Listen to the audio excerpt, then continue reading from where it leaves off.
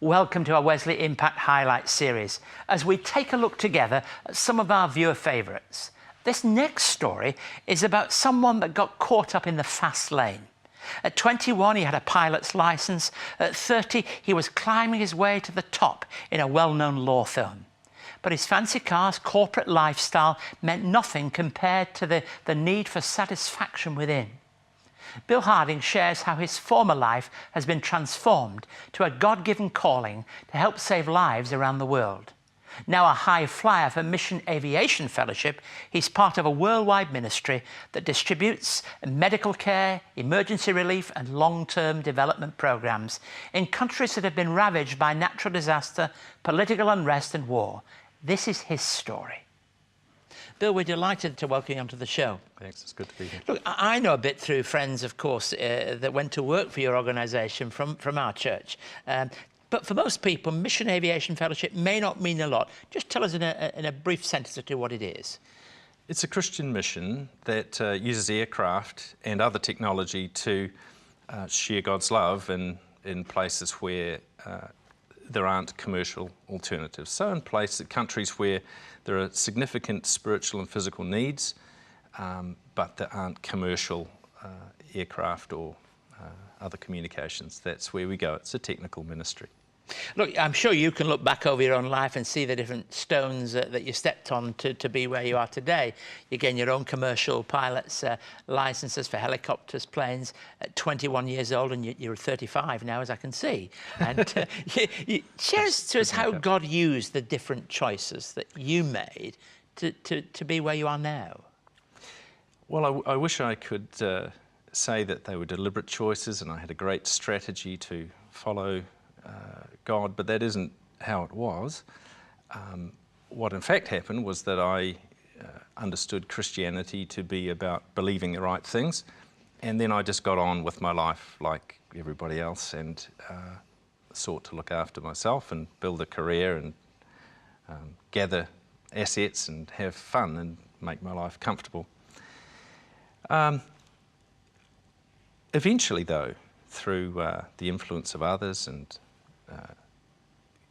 understanding what it meant to be a true disciple of Christ, I started to turn over more of my life to Christ and made myself eventually wholly available, and then started to see how some of the twists and turns that my career had taken before that could be used. And I think that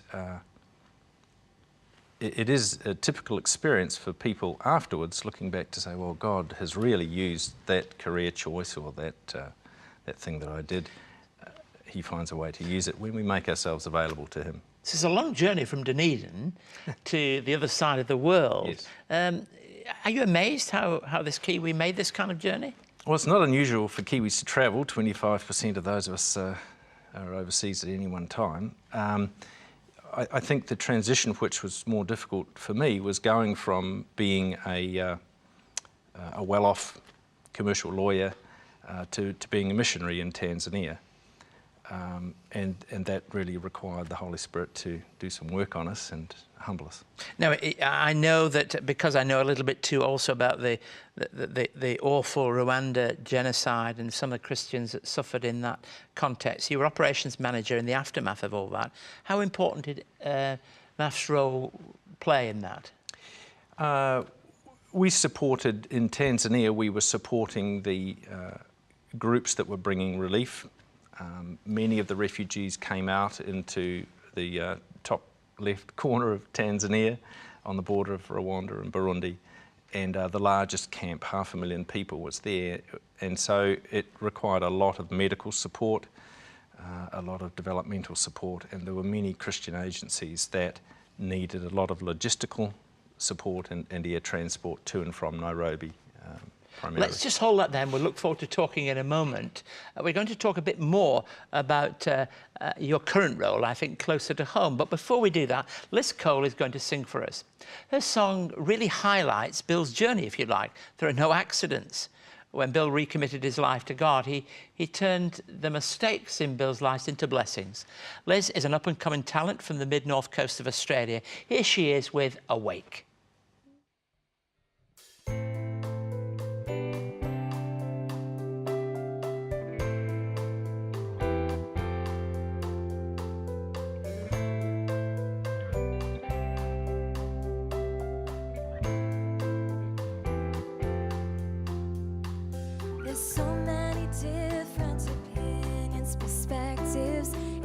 to discern between right and wrong, with such a fine line between voice and respect. It's hard to speak up and be strong when religion meets war and discussion meets anger. It's hard to perceive the reality. We seek answers for why God allows flood and famine, disease and poverty. But I know the stars are no accident, the tumbling waves are no mistake. I can see you in everything since the day you made my soul awake.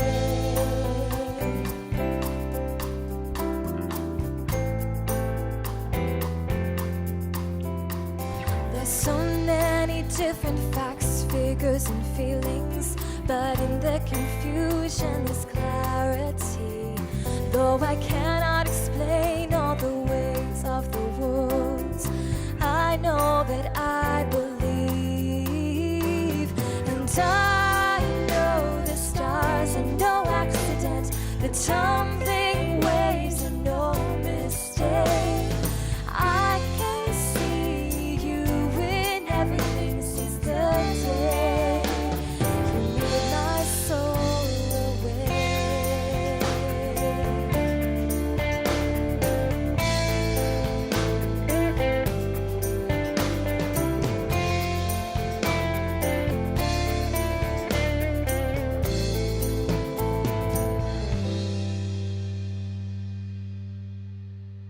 I know that I am no accident. The life I'm given is no mistake.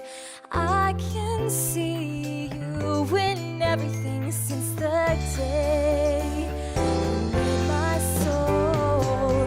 I know the stars are no accident. The life I'm given is no mistake. I can see you in everything since the day you made my soul awake.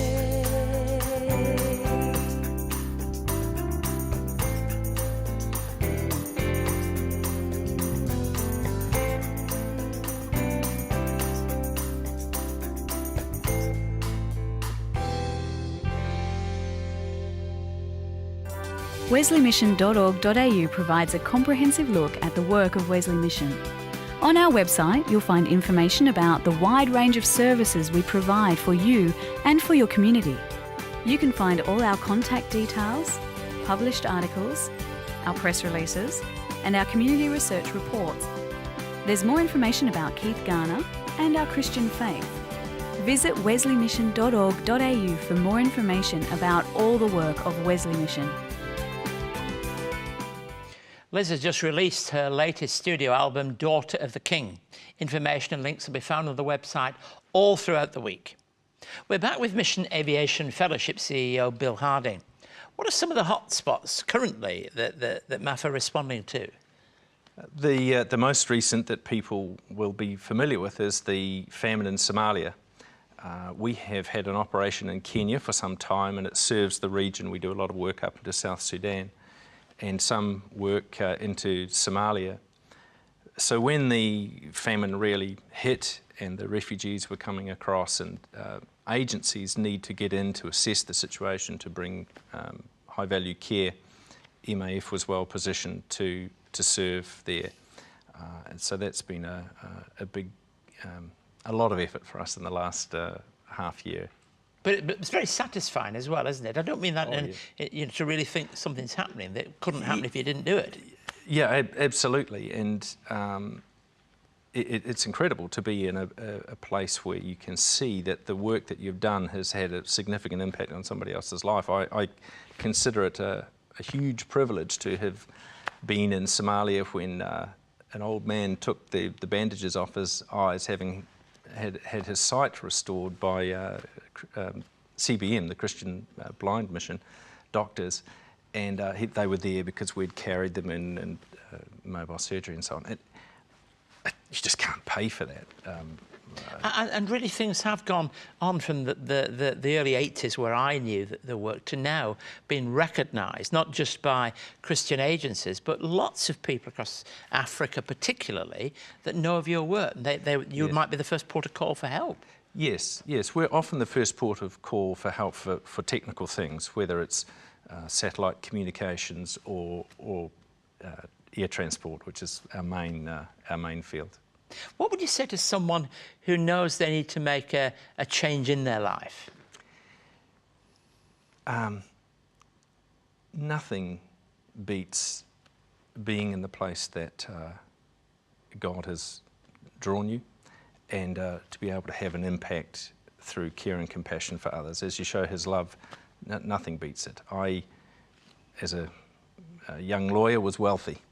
Well, now I'm rich, and I'm rich because I understand what it feels like to have stepped out in obedience to God, taken some risks, seen His faithfulness, seen Him act on a day-to-day basis in my life, and it's a terrific place to be. We talked Nothing a beats little it. earlier about this concept of Paul. I count everything sheer loss for the gain of knowing Christ, and people say to me, you left your family in another country, and it's not a case of none of that matters, but when you're at the centre of God's will, is there any other place to be? No, there isn't. And I spent much of my life aspiring to the things that most people in the world aspire to, sports cars and skydiving and whatever it was, and seeking a thrill or seeking assets, and did pretty well. But I can say from experience that nothing beats making yourself available to God, doing what He asks you to do, and seeing Him in your life. Now, at the moment, you're very much involved in the work. You're helping to help give shape to the work in Australia. Yes, that's right. How big is the operation in Australia? In the Asia-Pacific region around here, we have about 36 aircraft. We have a big operation in Papua New Guinea, serving hundreds of communities there that have no access for medical or other help other than aircraft. We have a small operation in East Timor. It's the only small plane in East Timor, providing medical help there. And we operate 17 aircraft in Arnhem Land in the Northern Territories, working in the Indigenous communities there. Many of those aircraft are owned by the Aboriginal Homelands Councils, and we operate them for them. Well, that's good for people to hear, because it is happening in Australia too. There's so many thanks for you coming along and sharing not only what you do professionally, but something of your faith journey too, which is so important to you. And we want to wish Math well looking into the future and God's blessing upon you. Thank you. We'll be back in just a moment. Visit wesleymission.org.au/impact to download the news magazine of Wesley Mission. Impact magazine has all the latest news and information about our work, articles and featured case studies about our ministry of care, and more information about the services we provide. There's also comprehensive Bible teaching by Keith Garner and loads more information about the Christian faith. Visit wesleymission.org.au/impact. Helping others to find hope in life is a main focus for us at Wesley Mission. Now, people talk about charity beginning at home. Well, it has a definition that's rather real and rather meaningful for Vicky when she called Wesley Mission for much-needed respite. This is one part of her story. There we go. Now the thing's there, so you hold on to the bed rail.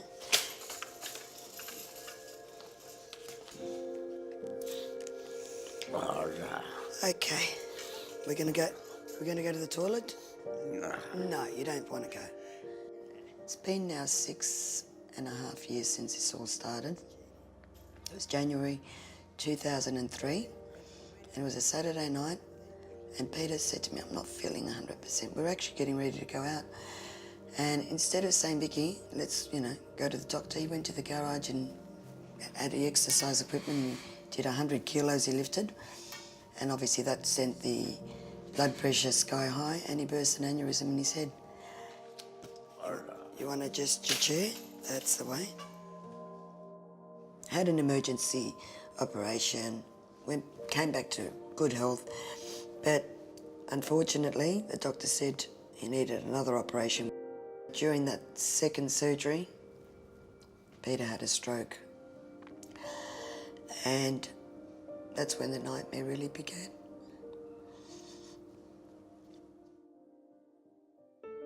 Peter and I have been married for 30 years.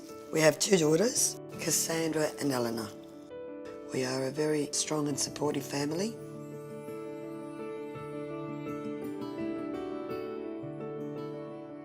We work together with Peter in one salon, and well, over the years I'd probably, raised the girls, helped him. But the thing is, with the children, it worked out really well when we were working together and we had the business together.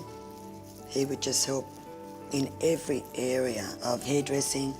Peter would take the girls shopping on his, own if I didn't feel like going. My world turned upside down. All of a sudden, here I was, a working woman. My husband was a working man too. Because he had a little bit more time, he would run around and do most of the financial part of it, the banking. I didn't know exactly what was going on because Peter used to handle it, and you never think these things are going to happen. So when this happens, and you've got to also take care of the house, Peter, the girls, comfort them, shopping, cooking, cleaning, paying bills. And it didn't take me long to realise I was becoming very run down. I realised I needed help, and thank God for places like Wesley Mission that they came in. I said, I need help. I realised I needed help. Thank you. The respite to me has been Good a catch. godsend, because without them, That's it. That was a good one. I couldn't do what I have to do. I can actually have a bit of normality in my life.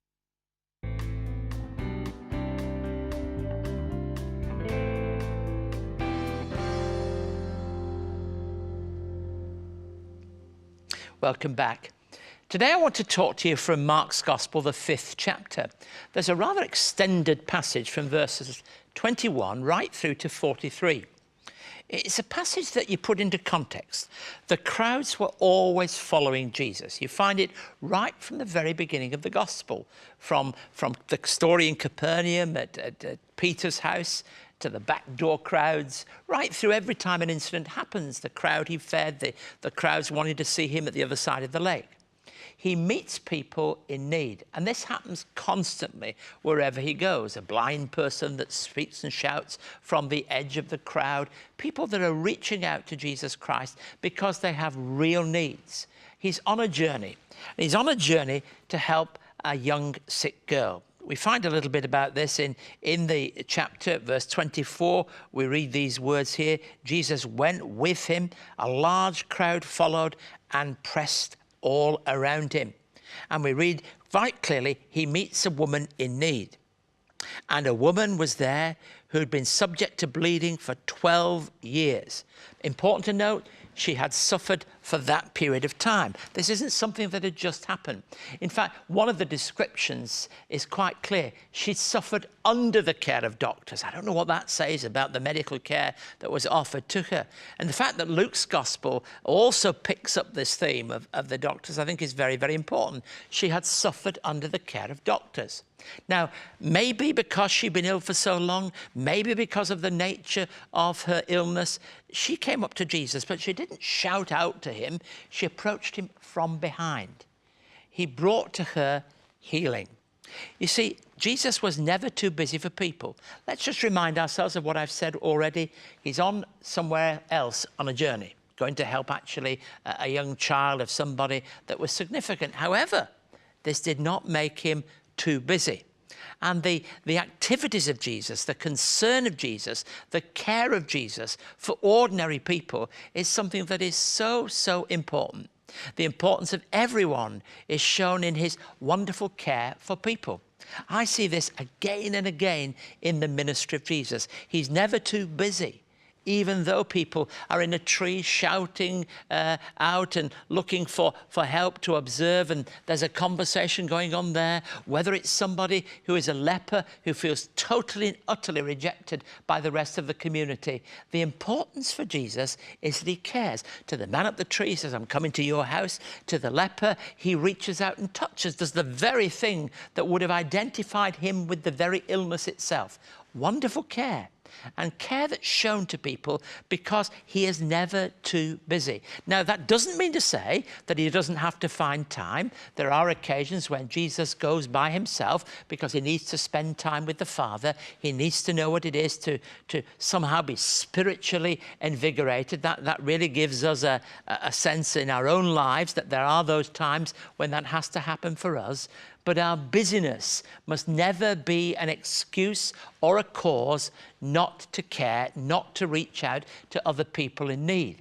And I don't expect that you can even begin to think of anyone whose life is anywhere near as busy as the life of Jesus Christ. Not only the crowds upon him, he's not only got all the people in need, so much so that they brought people on their mats to see him. They met him almost everywhere he turned. There's not only that kind of busyness, there's the teaching of the disciples. There is that journey he began that will culminate in the cross itself. In all those activities, there is almost a ring of frenetic activity that is going on all the time.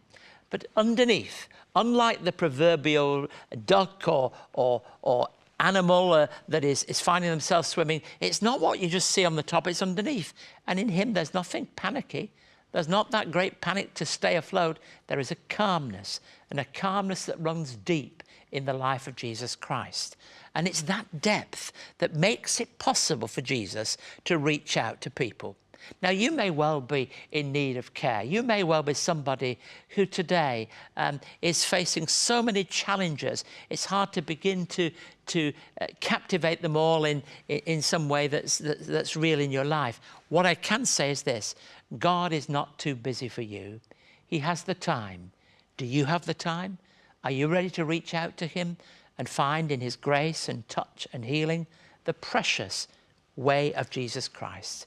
May God bless you today in a way that is rich and true and deep. That's the importance that is shown to everyone because of his wonderful care. If you would like to know more about today's topic or for more on Keith's message, contact Keith by writing to Wesley Mission, Post Office Box A5555, Sydney South 1235, or email impacttv@wesleymission.org.au. Many thanks for watching Bill's story. It's one of courage and shows that when we give everything to God, we can experience life in a totally new way. Here's our friend Daniel Kay with I Can Fly. Until next week, goodbye and God bless you.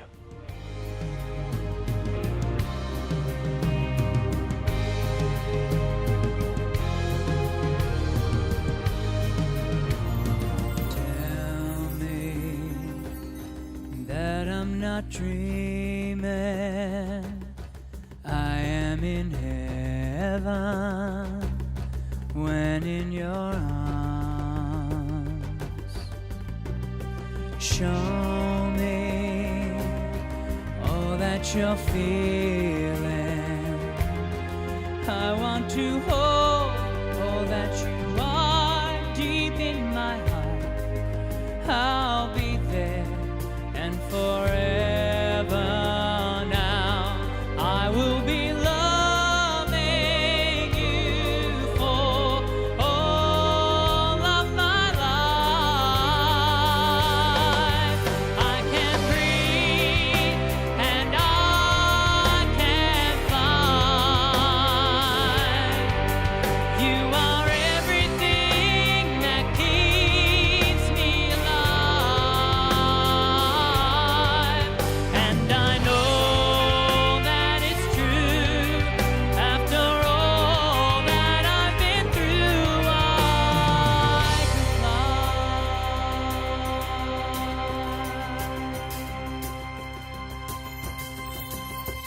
You are my saving angel. You are a gift from above.